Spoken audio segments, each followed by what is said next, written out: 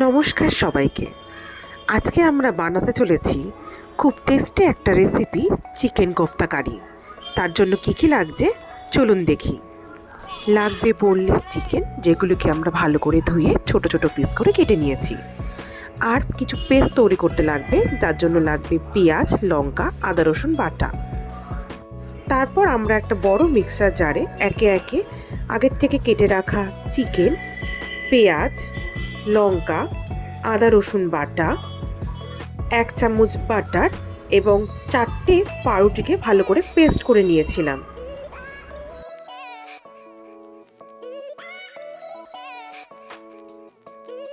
তারপর সেই পেস্টের মধ্যে আমরা দিয়েছিলাম কুচনো ধনেপাতা, নুন, স্বাদ মতন মিষ্টি, জিরের গুঁড়ো, ধনের গুঁড়ো, গোলমরিচের গুঁড়ো, গরম মশলার গুঁড়ো এবং 1 চামচ ফ্রেশ ক্রিম।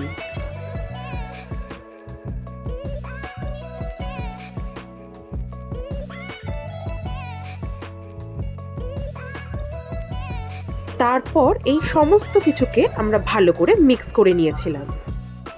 হাতের মধ্যে সামান্য সাদা তেল মাখিয়ে সেই পেস্টটিকে ছোট ছোট গোল করে কড়াইতে সাদা তেল গরম করে ভাজা হয়েছিল।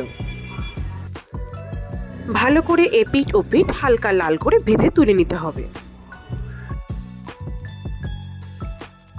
এবার সেই ভাজা তেলের মধ্যেই আমরা কুচনো পেঁয়াজ এবং কিছু গোটা গরম মশলা যেমন দারচিনি, এলাচ, লবঙ্গ এবং জয়ত্রী দিয়েছিলাম। তারপরে সেটিকে হালকা করে ভেজে ওর মধ্যে গোটা কাজু বাদাম অ্যাড করেছিলাম।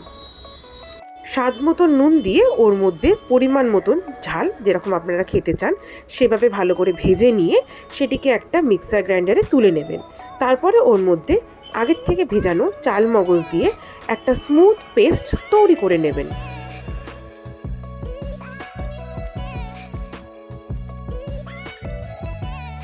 আবার কড়াইতে সাদা তেল গরম করে ওর মধ্যে 1 টিস্পুন আদা রসুন পেস্ট দেব এবং আগের থেকে পেস্ট তৈরি করে রাখা পেঁয়াজ এবং কাজু বাদামের পেস্টটি আমরা দিয়ে দেব। ভালো করে নাড়াচাড়া করে ওর মধ্যে স্বাদ মতন নুন, স্বাদ মতন চিনি, জিরের গুঁড়ো, ধনের গুঁড়ো, সামান্য কাশ্মীরি লঙ্কার গুঁড়ো এবং গরম মশলার গুঁড়ো দেব। সব কিছু ভালো করে মিক্স করে 5-10 মিনিট কষিয়ে নিয়ে ওর মধ্যে দেব আমরা টক দই। টক দই দিয়ে ভালো করে নাড়াচাড়া করে যতক্ষণ না তেল বেরোচ্ছে ততক্ষণ অবধি কষাতে থাকবো। কষানো হয়ে যাবার পরে আমরা এখানে কিছুটা পরিমাণ ফ্রেশ ক্রিম অ্যাড করব। ক্রিম ছাড়া কোফতা কারিটা অসম্পূর্ণ। যদি আপনাদের বাড়িতে ক্রিম না থাকে তাহলে আপনারা তার বদলে দুধের মালাইও ইউজ করতে পারেন। ফ্রেশ ক্রিম অ্যাড করার পরে ওর মধ্যে আমরা 1 টিস্পুন কেশরি মেথি অ্যাড করব। সব মশলা ভালো করে কষানো হয়ে গেলে তারপরে আবার ভালো করে নাড়াচাড়া করে আগের থেকে ভেজে রাখা চিকেন বলগুলো অ্যাড করে দেব।